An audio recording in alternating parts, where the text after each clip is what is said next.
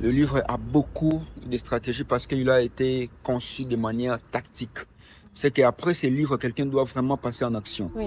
C'est pourquoi pour moi, je me suis dit, si ce jour-là, je n'avais pas vendu de la chicon, des beignets et les kikedi, je ne serais peut-être pas en train d'être là où je suis aujourd'hui. C'est parce qu'il Exactement. fallait assurer en ce moment-là où les choses n'allaient pas bien et avoir un fils qui est l'argent de poche. La jeunesse a un problème. C'est vrai, nous disons que la jeunesse, l'espoir et l'avenir même d'une nation. Mais maintenant, le problème est que qu'est-ce que la jeunesse fait avec l'énergie qu'elle a? Ouais. La jeunesse est en train de gaspiller son énergie. Avant d'être écrivain, moi, j'ai été vendeur de chikwang. Avant d'être écrivain, j'ai été vendeur de beignets. Avant d'être écrivain, j'ai été vendeur de pétrole.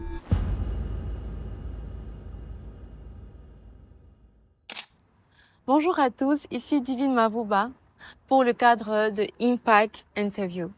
Alors nous allons recevoir notre premier invité qui va bientôt d'ailleurs se dévoiler avant de pouvoir vous donner toutes les questions et tous les détails. Bonjour monsieur. Bonjour Divine. Alors nous sommes très heureux de vous recevoir en ce jour.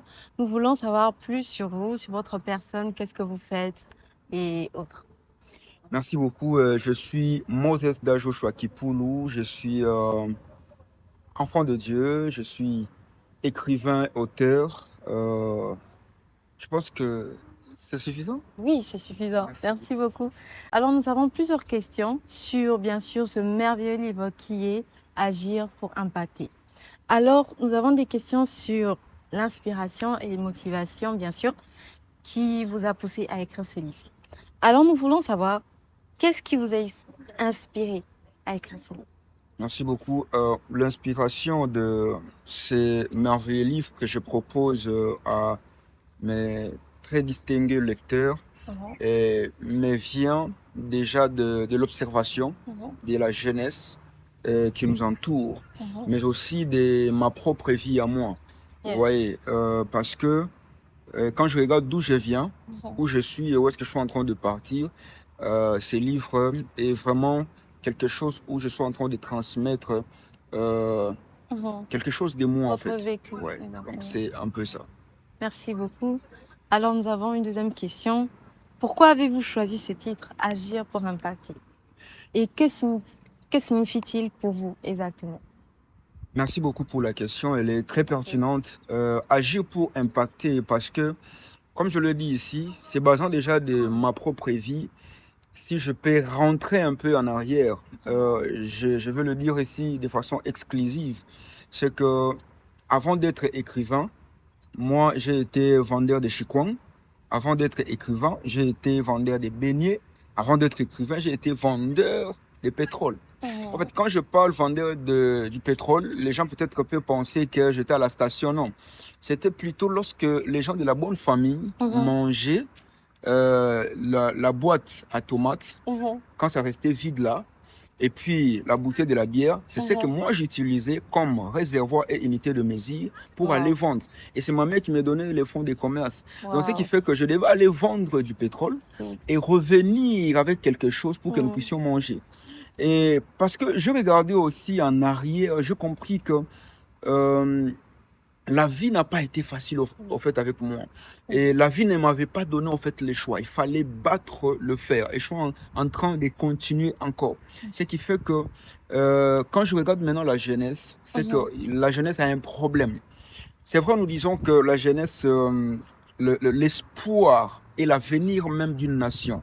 Mais maintenant, le problème est que qu'est-ce que la jeunesse fait avec l'énergie qu'elle a? Ouais. La jeunesse est en train de gaspiller son énergie. Et plusieurs personnes ont ces problèmes-là. Ils ont l'envie, mais n'arrivent pas au fait à libérer leur plein potentiel. C'est pourquoi pour moi, je me suis dit, si ce jour-là, je n'avais pas vendu de la chicon, des beignets et les kikedi, je ne serais peut-être pas en train d'être là où je suis aujourd'hui. C'est parce qu'il fallait assurer en ce moment-là où les choses n'allaient pas bien et avoir un fils qui est l'argent de poche. Waouh, en tout cas, c'est vraiment très encourageant. Lui-même, il a écrit son histoire et ce n'était pas juste pour écrire. Lui-même, il a eu à vivre ces choses et c'est très important de le savoir. Alors, nous avons une autre question. Nous voulons savoir aussi, y a-t-il un moment marquant ou une expérience personnelle qui vous a poussé à partager ce message avec nous? Justement, comme je venais de mentionner, Mhm. donc j'ai eu quand même une enfance Mhm. qui m'a permis de comprendre la vie d'une autre D'autres manières. manière. Voilà, ce qui fait que pendant que les autres pouvaient aller à l'école en voiture et tout, moi je pouvais faire le pied et puis je ne pouvais que manger à peine Mhm. et parce qu'un ami m'a donné quelque chose. Mais après, il fallait travailler en fait. Il fallait Exactement. travailler et il fallait se distinguer à l'école Mhm. et afin maintenant d'avoir sa place. Mhm. Vous voyez, sinon tu es marginalisé. Il y a d'autres personnes, ils ont la définition de la galère, Ok, mais ils n'ont pas vécu la galère. voilà. Mais nous sommes de ceux-là qui ont en fait appliqué d'abord la galère avant de connaître c'est quoi même la définition de la galère. Ce qui Exactement. fait que cette résilience dans tous ces tableaux-là m'a permis au fait d'avoir une façon de voir les choses. Mhm. Et Différente. partant de ma propre vie, j'ai compris que la vie, c'est le travail, c'est agir et pour impact. Merci beaucoup. Alors, nous avons aussi une autre question. Nous voulons savoir exactement à qui s'adresse ce livre en particulier. Comme je l'ai mentionné ici, vous allez comprendre qu'il y a un terme qui revient. Je Mhm. parle de la jeunesse. C'est que mon livre, Agir pour impacter, euh, je l'offre vraiment aux jeunes. Mhm. C'est que les jeunes sont le lecteur principal ou la cible principale. Cependant, ce livre n'a pas que pour cible le La jeune, jeunesse. mais Mhm. plutôt tout, tout être humain Mhm. qui a, n'est-ce pas, la vie, le souffle de la vie, Mhm. aussi une personne qui a une vision, une mission, parce que tout un chacun de nous ici sur la terre, des hommes, nous avons de missions, des Mhm. objectifs à atteindre. Donc, Exactement. si vous, Madame Divine, vous avez une vision, des objectifs à atteindre, donc ces livres Et vous est pour- vraiment adressé. En tout cas, là, ça me donne envie de me procurer du livre maintenant, hein. Maintenant, nous allons passer aux questions sur le contenu du livre. Alors, nous voulons savoir quels sont les principaux messages ou enseignements que vous souhaitez transmettre à vos lecteurs. Merci beaucoup. Les principaux messages que je transmets aux lecteurs dans ces livres, c'est que il faut quitter ta zone de confort Aïe. et entrer en action. Mhm. Parce que dans le livre, je l'ai écrit, si tu veux élargir ta zone de confort, Mhm. il faudra c'est que tu quittes vraiment ta zone de confort. Mhm. Il faut prendre le risque très tôt. Donc, il Oui. faut se réveiller le matin. Mhm. Il faut en fait entrer en conflit avec son oreiller. Mhm. Voilà un peu. Exactement. Et aussi gérer son temps, pourquoi pas. Tout à fait. Et d'ailleurs, j'ai abordé un chapitre à l'intérieur qui parle de la gestion du temps. Mhm. Merci beaucoup.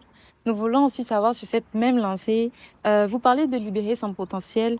Quelles sont selon vous les étapes clés pour y parvenir? Merci beaucoup. Je vais donner une étape plutôt clé Mhm. qui peut aider quelqu'un. Pour libérer le potentiel, le livre, j'ai commencé avec un chapitre qui s'intitule Qui suis-je? Ok. Donc, on a commencé par là parce que il est très capital de se connaître d'abord Mhm. avant de chercher le résultat de l'impact. Exactement. Parce qu'il est impossible d'impacter ou d'agir si on ne se connaît pas. Oui. Plusieurs personnes ont du mal à impacter, à agir, simplement parce qu'ils ne se connaissent pas Mhm. véritablement. Ils sont là en train de se plaindre, de se lamenter, mais en réalité, le vrai problème, c'est eux. C'est On eux-mêmes. ne prend pas le Mhm. temps de se connaître parce que la personne qui se connaît, même si tu ne vas pas te connaître à 100%, mais au moins tu auras la possibilité de savoir les points forts, négatifs, mais aussi et bien utiliser les moyens Mhm. à ta disposition. Exactement. Merci beaucoup, c'est vraiment clair. Nous allons passer à la prochaine question. Comment définissez-vous l'impact dans le contexte de ce livre? Très bien. L'impact pour moi dans les cadres de ce livre Agir pour impacter, l'impact c'est au fait l'ensemble Mhm. des résultats produits derrière chaque action que poursuit en fait, derrière chaque action posée sur base d'une vision, Oui. un objectif et une mission à accomplir. Mhm. Donc, ce qui fait que l'impact, c'est que ça vient après l'action qu'on a déjà posée. Oui. Vous voyez? C'est ça, en fait, l'impact. Maintenant, s'il faut aller aussi dans l'autre sens, Mhm. pour définir également impacter, Mhm. impacter, dans le cadre de ces livres, c'est en fait euh, lorsque vos visions, vos idées, votre mission, les valeurs ont la capacité de s'imprimer dans la vie des autres, Mhm. afin de produire les fruits ou encore de les influencer positivement et avec une orientation bien déterminée. Nous voulons savoir, le livre met-il en avant des outils ou des stratégies pratiques pour agir et influencer? Des outils qui nous permettent justement à agir et impacter. Merci beaucoup pour des personnes qui sont en train de nous suivre. Le livre a beaucoup de stratégies parce qu'il a été conçu de manière tactique. C'est qu'après ces livres, quelqu'un doit vraiment passer en action. Oui. Et l'une des stratégies, je peux donner juste deux? Oui, il n'y a pas de souci. D'accord, je vais donner deux seulement pour les personnes qui nous suivent. Premièrement, dans le livre, j'ai élaboré un modèle qui s'intitule Caméléon Crosscheck. Ok. C'est un modèle qui va permettre à ce que quelqu'un puisse comprendre qu'est-ce que Dieu dit, Mhm. qu'est-ce que les hommes disent, Mhm. qu'est-ce que moi-même je pense de moi. Mhm. Et à la fin, il y a une équation qui va sortir. Et sur base de cette équation-là, la personne maintenant va savoir dans quel domaine il peut travailler, quels sont ses points forts et faibles et comment ils peuvent maintenant canaliser son année, par exemple 2025. Ok. Et il y a aussi, là à l'intérieur, je présentais un modèle pour la gestion des temps. Aujourd'hui, les jeunes, on est plus emportés par les réseaux sociaux et on ne sait pas, en fait, s'en sortir. Mais avec ces modèles-là, moi, personnellement, ça m'a beaucoup aidé et j'ai mis ça maintenant à la disposition de tout le monde pour qu'ils puissent s'en servir. En tout cas, ça, c'est un cadeau gratuit pour tout le monde. Alors, nous allons maintenant passer aux questions sur les défis et apprentissages. Alors, avez-vous rencontré des obstacles lors de la rédaction de ce livre?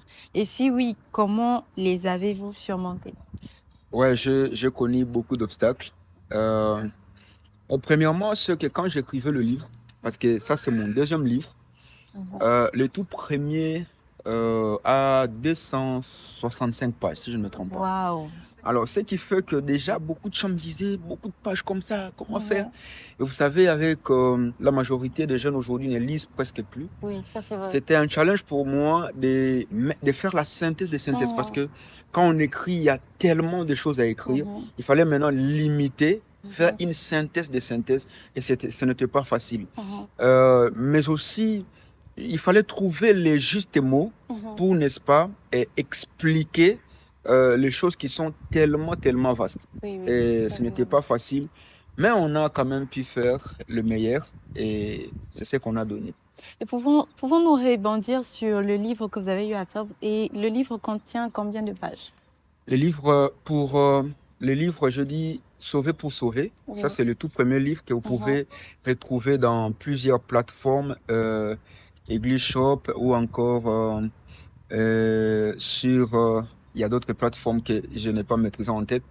Ce livre-là, 265 pages. Et le deuxième, celui-ci, Agir pour impacter, a seulement 100 pages. Donc, ça va permettre à ce que quelqu'un puisse lire ça en une journée, 2 journées, une semaine, pourquoi pas, et finir. Et ça va nous pousser aussi à aimer lire aussi. Yeah, donc, c'est un peu ça. Alors, la prochaine question est, quels sont les principaux freins que les gens rencontrent lorsqu'ils essayent de passer à l'action? Et comment peuvent-ils les dépasser? Merci beaucoup pour la question. Comme je le dis tantôt, c'est que plusieurs personnes, leurs obstacles, je vais maintenant développer d'autres parce qu'au début, je dis que l'obstacle majeur consistait à ce que deux personnes, premièrement, n'arrivent pas à se connaître. Ils s'engagent dans des projets, ils s'engagent dans des luttes où ils ne savent pas détecter d'abord leurs propres limites. Ils ne savent pas s'identifier, vous voyez. Et après, il y a aussi le fait que ils n'arrivent pas à passer à l'action. Donc, ils prennent des résolutions, ils ont des objectifs, mais ils ont en fait la peur de l'inconnu. Oui, OK? c'est vrai. Et je dis parmi les obstacles, c'est que la peur de l'inconnu, quand tu veux prendre les risques, Mhm. la peur de l'inconnu va t'empêcher T'empêcher, à exactement. libérer ton potentiel et vivre ta saison de gloire. Mhm. Moi qui vous parle, par exemple, il m'est arrivé, avant de devenir écrivain, j'étais employé dans une banque. Mais il fallait démissionner. Je ne savais pas j'allais où. Les collègues à la banque pensaient que j'avais trouvé mieux. Mais en réalité, je n'avais pas trouvé mieux. Mhm. Le problème était de rencontrer l'inconnu. Mais moi, j'avais pris l'option de faire face à l'inconnu. L'inconnu, c'était de savoir, après avoir démissionné, qu'est-ce que je vais devenir. Mais je savais que c'était le moment de démissionner et de partir là où le Seigneur était en train de m'envoyer. Mhm. Et quand je fais face à ça, après, je découvrais que j'avais beaucoup de talents que je devais libérer. Et aujourd'hui, par la grâce de Dieu, nous sommes à notre deuxième livre. Mais aussi, il y a un autre, il y a, il y a un autre aspect que je épinglé dans le livre. C'est que les gens ne se forment pas. Ok. Les gens pensent que tout va se régler par intuition. Vous voyez? Donc, Mhm. quelqu'un veut aller loin, mais il ne se prépare pas. J'ai souvent dit que l'impréparation paye cash. Ok. Et c'est pourquoi dans le livre, je dis que si l'impréparation, c'est un blocage, la préparation, c'est la clé. Donc, si l'impréparation, c'est un cadenas qui bloque votre destinée, la préparation, c'est vraiment la clé qui vient ouvrir votre destinée. Ce qui fait que plusieurs sont limités parce qu'ils ne sont pas préparés. Ok. Ils ne passent pas beaucoup de temps dans la préparation. Jésus-Christ a pris plus de temps pour se préparer Mhm. que Avant pour nos jours. s'exposer. Mhm. Donc, ce qui fait que euh, si vous vous préparez, vous allez vraiment libérer votre potentiel. Exactement.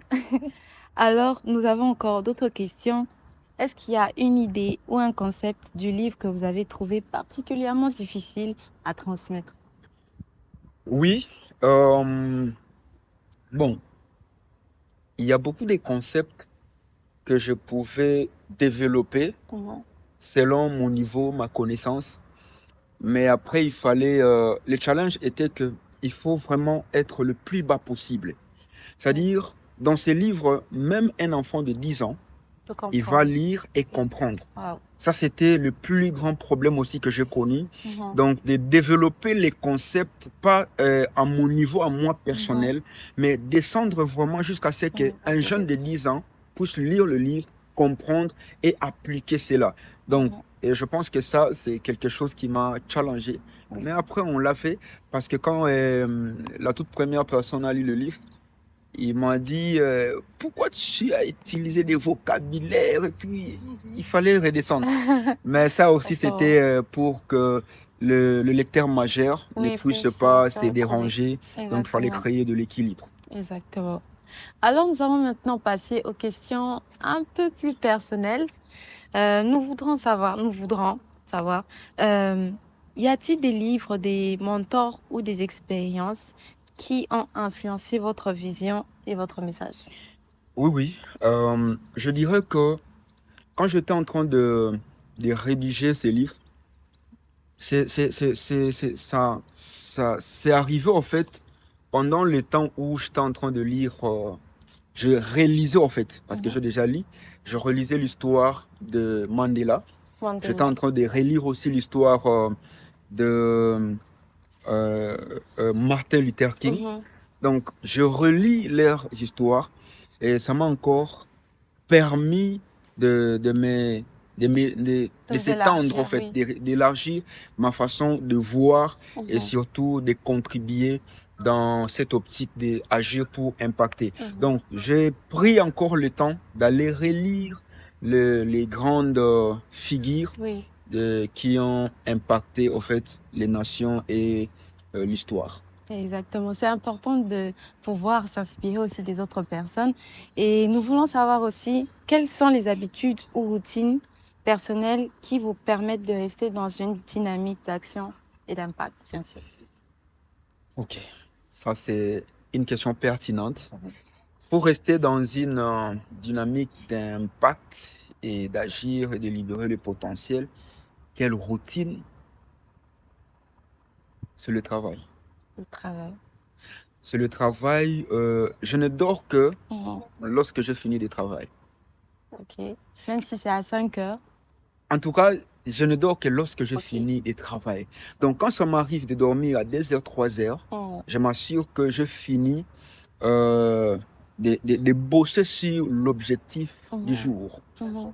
Ça signifie que, j'ai même mentionné dans le livre, ma routine à moi, c'est d'atteindre les objectifs journaliers et plutôt quotidiens, oui, quotidiens, Oui. mais aussi hebdomadaires. Mhm. Donc, je reste derrière mes objectifs. Mhm. Si ils sont atteints, Mhm. en tout cas, moi, ça me plaît. Je prends vraiment plaisir à atteindre mes objectifs. Donc, la routine, c'est vraiment le travail. Si Mhm. tu ne travailles pas, tu ne vas pas impacter, tu ne seras pas dans l'action. Mhm. Tu ne seras pas dans l'action. Peu importe les difficultés, parce que ça ne manque pas.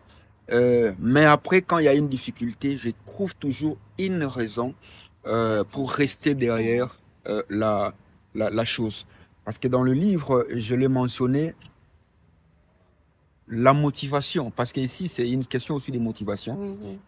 mais chaque qualité de travail dépend aussi de sa motivation. Mhm. Donc, ce qui signifie que je trouve toujours une bonne motivation pour maintenant rester en temps réel en train de travailler.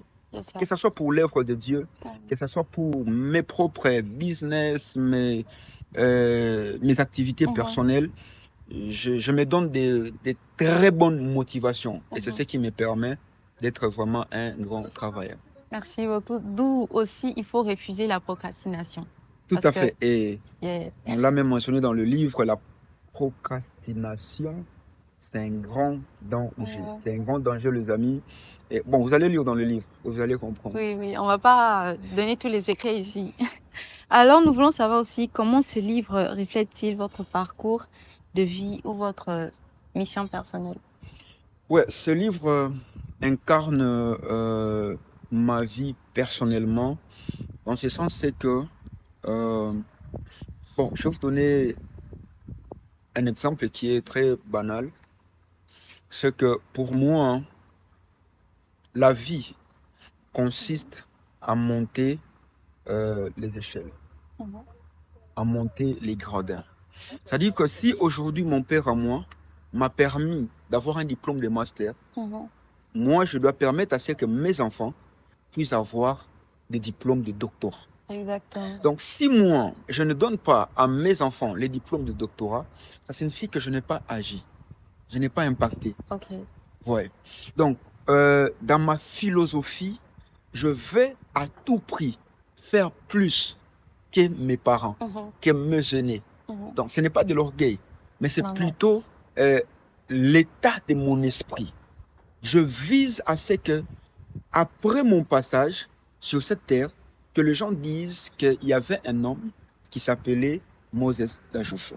Vous Mhm. voyez, ce qui fait que les grandes personnes peuvent avoir des difficultés d'avancer, mais néanmoins, ils savent où ils sont en train Ils de sont en train partir. d'aller, oui. Ce qui fait que pour moi, rêver grand, c'est ce qui est vraiment la lampe dans mon cœur.